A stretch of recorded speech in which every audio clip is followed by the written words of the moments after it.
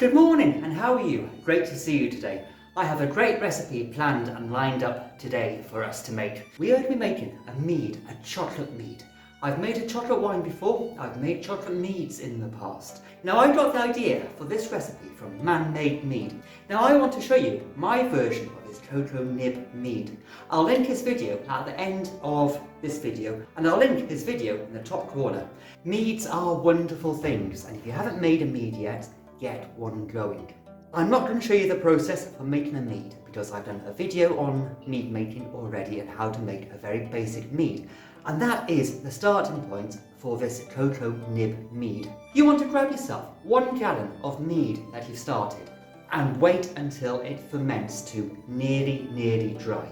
Use your hygrometer, wait until it's nearly down to that point where there's no more sugar left for the yeast to work through. And then strain off a glassful. And then you want to be adding 100 grams of cocoa beans, or cocoa beans, however it's pronounced. And you want to add these cocoa beans into the demijohn once that mead has nearly finished fermenting. The reason you do it at this stage and not in the start of the process is that some of the flavour from the cocoa beans will be farted out through the airlock.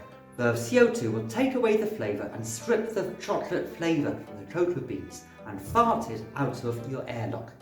You don't be wasting or losing any flavour or aroma. Another reason for adding them at this stage. Okie dokie! Another reason for adding the cocoa beans at this stage and not in the start of the fermentation. Fun? No, it's not, no. Another reason for not adding the cocoa beans at the start of the fermentation.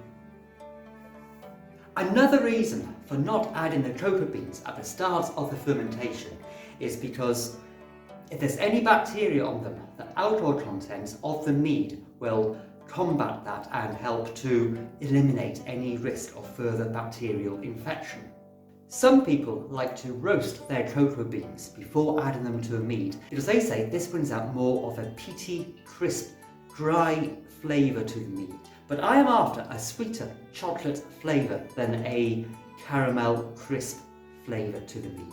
But if you want to roast them, shove your cocoa beans in the oven for 10 minutes on a low heat and just gently roast. And then add them to your wonderful mead. The cocoa nibs do make a great addition to lots of other wines as well, so experiment with them, play around. They are great to have in your store cupboard to add flavour and depth of character to wines and meads. Meads really do make a great base drink for you to expand on and experiment with. And if you're looking for more inspiration about meads, go and check out Nib Mead. His repertoire of meads is awesome. You're bound to find a recipe or two that you like. So the cocoa nib mead, the next stage, is to pour 100 grams of cocoa nibs into your demijohn containing your near fermented mead. With your cocoa nibs added to your mead, you want to pour over a bit of that mead that you extracted earlier, just to cover them over, and then give the demijohn a gentle shake just to infuse those nibs into the liquid. Now those cocoa nibs will bob up and down ever so gently as the mead degasses and continues to finish fermenting.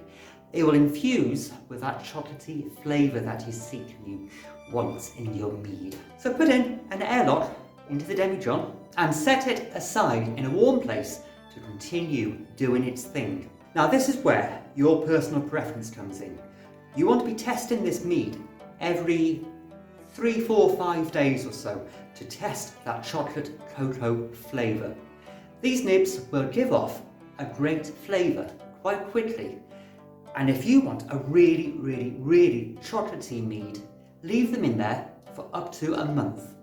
If you only want a slight chocolate hint to your mead, rack it off and strain those nibs off earlier, say after 2 weeks. That is one of the beautiful things about meads and wines, that these recipes can be tailored to your personal taste buds. All you need to do is experiment with the product. People like myself on YouTube can give you ideas, we can give you inspiration, we can give you advice, but fundamentally, you are the one who's going to be drinking that mead or that wine. and you know what your taste buds like. So experiment, make the wine or make the mead that you want to drink. So if you want to experiment with more meads, why don't you check out Man-Made Meads channel up by here, and I will see you all really soon. You have fun now.